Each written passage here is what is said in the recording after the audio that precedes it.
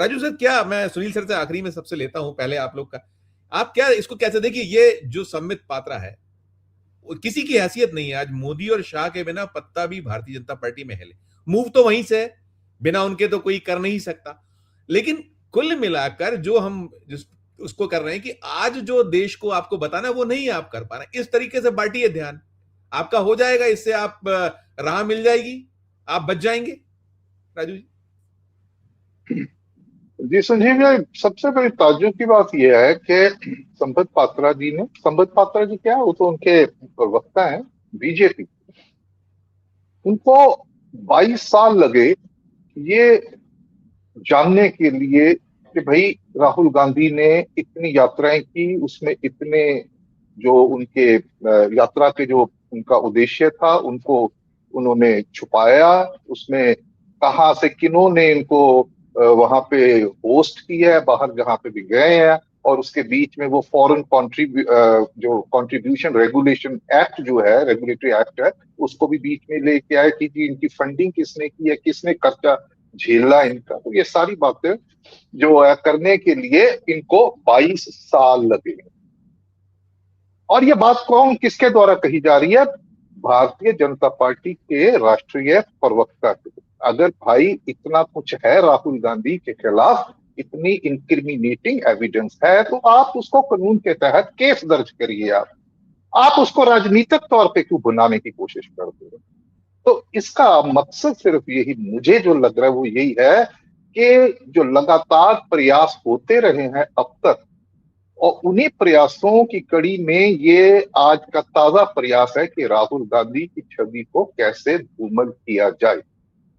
और मजे की बात यह है कि आज की उसमें धूमल करने के लिए इसलिए भी जरूरत है, जैसे हमारे प्रवक्ता साथी पैनलिस्ट ने कहा कि अभी हाल ही में जो डेवलपमेंट्स हुई है बड़ी पॉजिटिव है। कांग्रेस के तो पश्चिम बंगाल का जो नतीजा है, उसके बाद जो केरल में जो आज ही उन्होंने अपना मुख्यमंत्री का जो है 9 दिनों के बाद वो सफलतापूर्वक उसका चयन भी कर लिया है, तो उसको, और ये जो तमिलनाडु में बीजेपी को रोका गया है, और ये जो सीबीआई डायरेक्टर की नियुक्ति में जिस तरीके से खबरें बाहर छन की आई कि राहुल गांधी ने एक डिसेंट नोट दिया है, तो जिस तरीके से राहुल गांधी एक प्रखर और मुखर रूप से बात कर रहे हैं, अपनी एक निर्भीकता से बात करते हैं, तो उसका जो है मुझे लगता है कि भारतीय जनता पार्टी अपने आप को असहज जो है वो महसूस करती। आप एक और चीज देखिए कि ये भारतीय जनता पार्टी जो अभी तक राहुल गांधी पर निशाना बना रही थी और ये कह रहे थे कि कांग्रेस मुक्त भारत, और आज उसी के प्रवक्ता जो है संबित पात्रा, उन्होंने प्रेस कॉन्फ्रेंस के शुरुआत में कहा कि भारत के सबसे बड़े विपक्षी दल,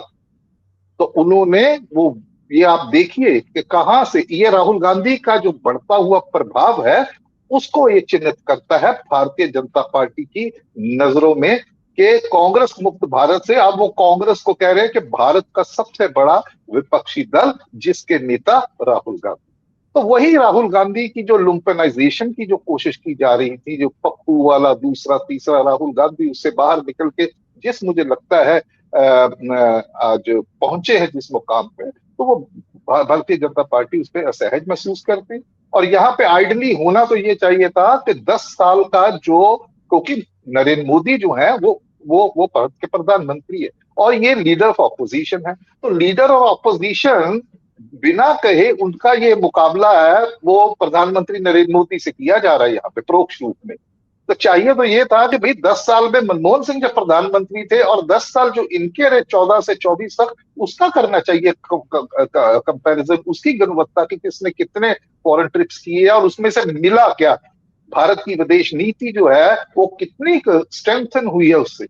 मोदी जी जब आए हैं तो आते वक्त इनकी दो चीजें थी, इनके जितने भी यात्राएं रही हैं उसमें सबसे पहले था कि नेबरहुड फर्स्ट, कि हमने अपने जो हमारा जो खित्ता है साउथ एशिया, वो जियोपॉलिटिकल जो है उसकी बात हो रही है कि उसमें हमने अपने संबंधों को कैसे सुधारना, कैसे भारत की छवि, और उसी वक्त ये कहा गया कि भाई भारत विश्व गुरु। और उसके बाद ज्यादातर इनके जो बाहर की यात्राएं, विदेश यात्राएं मोदी जी की, उसमें ये डायस्पोरा की एक डिप्लोमेसी जिसे कहते हैं, उसको जो साधने की कोशिश किया, जिसका उद्देश्य मतलब ये प्योरली राजनीतिक है। तो सवाल ये है कि भाई राहुल गांधी के ऊपर आप उनकी ये जो छानबीन कर रहे हैं कि भाई इतना संगीन और बहुत हास्यास्पद बातें भी इन्होंने राहुल गांधी के करी है, वो करी है। इसीलिए बोल दिए, जैसे उनकी नानी का जिक्र किया प्रेस वार्ता में कि होली सरप्राइज, वो तो मेरा ख्याल दुनिया में से विदा हो चुकी थी जब उसके बाद गए, और ये ओमान में क्या कर रहे थे, किसी नाइट क्लब में क्या कर रहे, तो वो सीधा कि वही चीज जो है जिसको ये ध्वस्त नहीं कर पाए। इनकी प्रॉब्लम मुझे लगता है भारतीय जनता पार्टी की ये रही है कि भैया ये बंदा घर पे क्यों नहीं बैठ रहा, इतनी कोशिश कर ली है इसको बिठाने की, ये थक ही नहीं रहा, ये बैठ नहीं रहा। तो राहुल गांधी को घर में बिठाने वाली जो रणनीति थी, उसको उसके तहत ही मुझे वो लगता है कि वो विफल हो गई है। तो अभी ये ताजा ताजा ये लेके आए हैं। तो अगर ये इसके इनके खिलाफ कोई ऐसी अगर साक्ष्य मौजूद है तो आप उनके खिलाफ केस कीजिए, इसके जो भी नियम है उसके उसके तहत वो चलाइए, तब बात पता चलेगी, आपकी नीयत तब साफ होगी। नहीं तो इसको मात्र राजनीति से प्रेरित और राहुल गांधी की व्यक्तिगत जो छवि है उसको धूमिल करने का प्रयास ही मैं समझता हूँ। Right sir, right sir. Sunil sir, आपने दो को तो सुनी सुना, शायद राशिद भाई को सुना, और आपने प्रेस कॉन्फ्रेंस देखी सर। ये देखिए, ये सवाल ये देखिए, आप ऐसे उंगली करते हैं तो तीन उंगली आपकी अपनी तरफ होती है। आप खुद कहीं और है, आप है, बार बार आप चीजें आ रही हैं सामने, आप उससे बच नहीं सकते इन चीजों से। करिएगा आप इसी पे, मैं जो पूछ रहा था मैं सुनील सर पे खत्म करता देखिए ये तो वही दोहराने वाली बात है, ये दोहरा चरित्र जो है, मतलब इट्स सो सेल्फ एविडेंट। लेकिन सवाल यह है कि आज का जो विषय है मैं उसी तक अपने आप को सीमित रखूंगा, अन्यथा ये तो हमारे सुनने वाले हमारे दर्शक है वो जानते हैं, उनकी भी अपना एक बुद्धि अपना विवेक है, उनके पास भी जानकारी है, तो वो भी उसी के बल पे इसको तौलते हैं कि ये हो क्या रहा है। तो सीधी सीधी सी बात है इसमें कि भाई अगर भारतीय जनता पार्टी के प्रवक्ता वो पार्टी के प्रवक्ता है, he is not the government, वो इन तथ्यों को सामने आके रख रही है, और ऐसी जानकारी जिस जानकारी तक पहुंच जो है सिर्फ और सिर्फ सरकार की हो सकती है, सरकारी तंत्र की हो सकती है, उससे संबंधित जो जो मंत्रालय है उनकी हो सकती है, भारत की खुफिया एजेंसी हो सकती है, या आपकी ये जो हमारी लॉ इन्फोर्समेंट एजेंसीज है वो सभी की। तो बिल्कुल ठीक कहा था जैसे इन्होंने अपने सुनील शुक्ल साहब ने कि भैया राहुल गांधी कोई ऐसा तो है नहीं है कि डिब्बे में बंद करके उसको हवाई जहाज में बैठा दिया तो पता ही नहीं चलेगा कहाँ गया कहाँ से आया, इमिग्रेशन सारी चीज ये पता चल जाता है कौन किस देश जा रहा है किस मंतव्य पर। सवाल ये पैदा होता है कि इनकी नीयत पे शक इसलिए होता है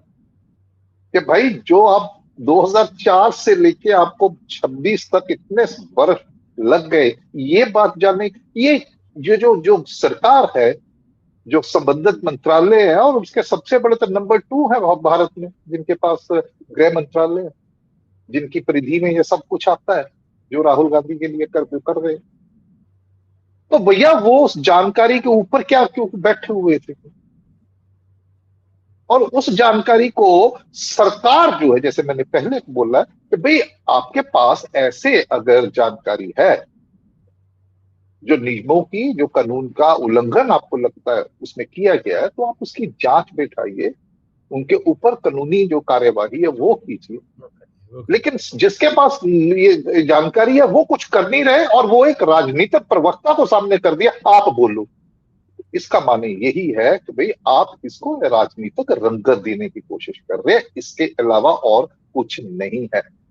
राहुल गांधी राइट, को मालूम नहीं है कि वो इनके निशाने पे कब से हैं, ठीक बात, ठीक बात। कांग्रेस से ज्यादा ये गांधी परिवार इनके इनके निशाने पे। इनको लगता है कि अगर इनको हमने वो ध्वस्त कर दिया तो हमने कांग्रेस पार्टी को खत्म कर दिया। इनके इर्द गिर्द ये एक कड़वी हकीकत है कि कांग्रेस पार्टी जो है वो गांधी परिवार के इर्द गिर्द वो एक ऐसा एक धुरी है जिसके इर्द गिर्द वो चलती है,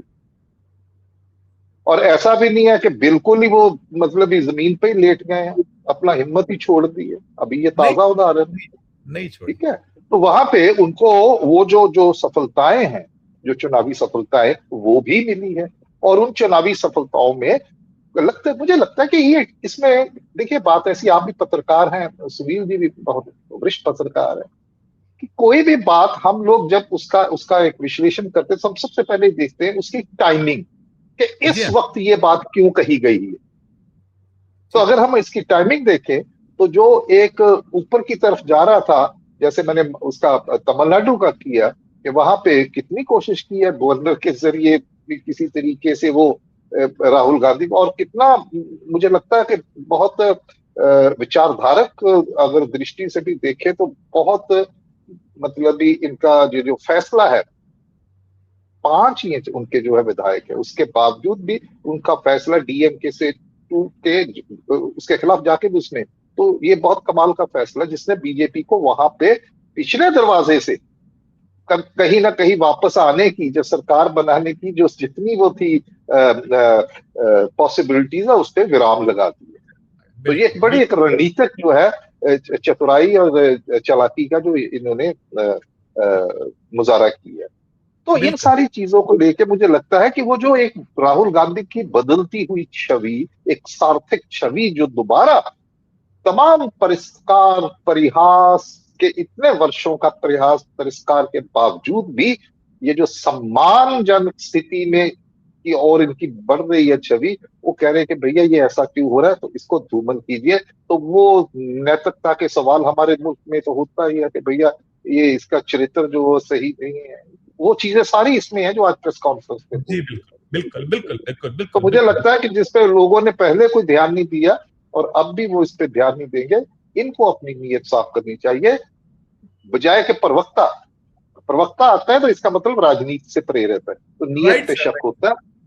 तो ये मेरा ये मानना है कि इनको चाहिए कि अगर उनके खिलाफ कुछ है तो आए, तो राहुल गांधी भी अपना पक्ष सामने रखेंगे। ठीक है, तो यही एक लोकतंत्र जो है, सेहतमंद लोकतंत्र की का लक्षण ही ये है। Right sir.